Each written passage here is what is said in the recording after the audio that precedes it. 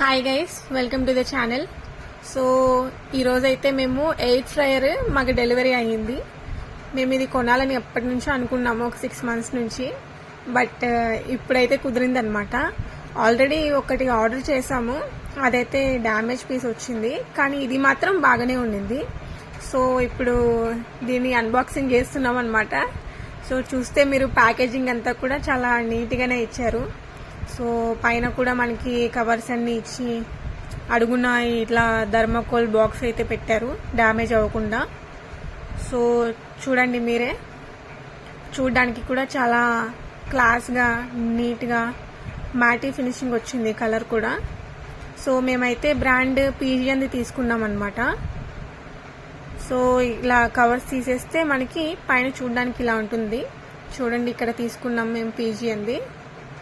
So ఇక్కడ మనము హ్యాండిల్ని చూడొచ్చు. మనం ఇక్కడ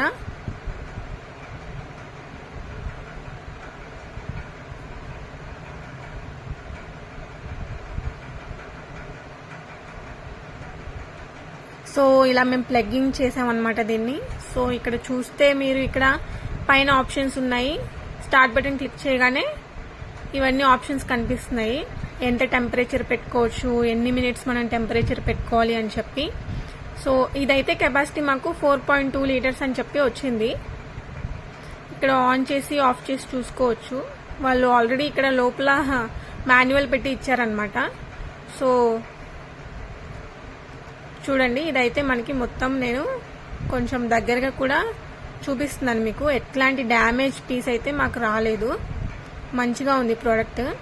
ఆల్రెడీ నేను 3 times యూస్ చేసి పెడుతున్నా అనమాట మీకు వీడియో. సో ఫస్ట్ టైం మేము దీంట్లో తందూరి చికెన్ చేద్దామని చెప్పి ట్రై చేస్తాము.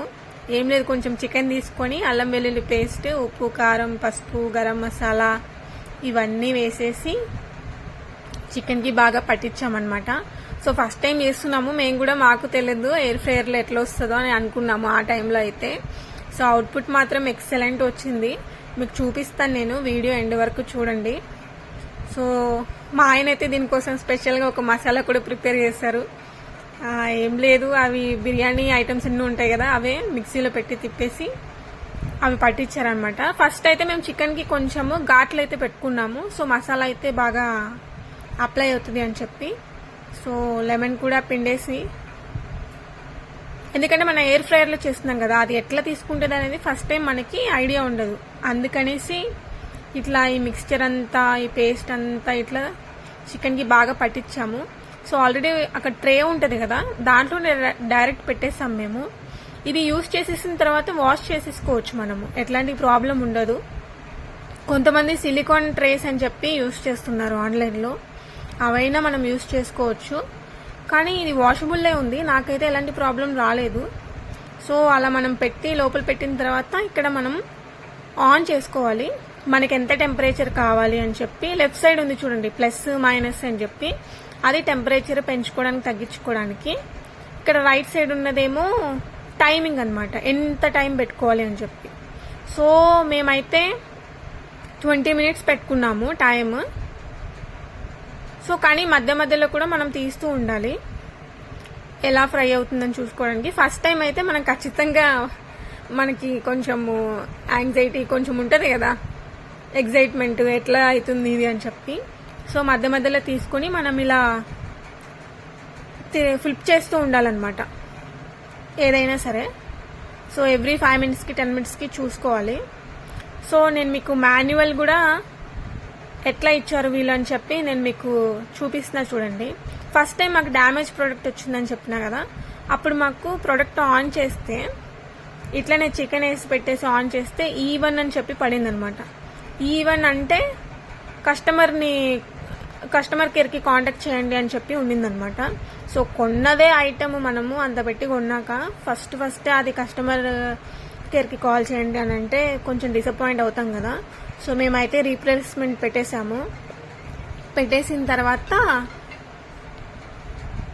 సో మాకైతే మళ్ళీ నెక్స్ట్ ఇచ్చిన ప్రోడక్ట్ అయితే చాలా బాగా ఇచ్చారు. సో 3 times నేను దీని మీద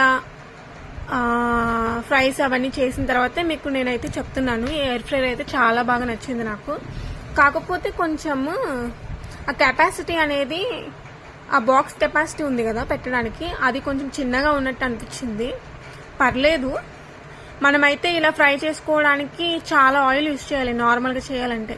కానీ ఇక్కడ మాత్రం చూసారు కదా, కొంచెం అలా బ్రష్తో అప్లై చేసుకుంటే, అలా మనం పేస్ట్ అప్లై చేసేటప్పుడు కొంచెం లైట్గా 2-3 డ్రాప్స్ ఆయిల్ అలా వేసుకుంటే సరిపోతుంది.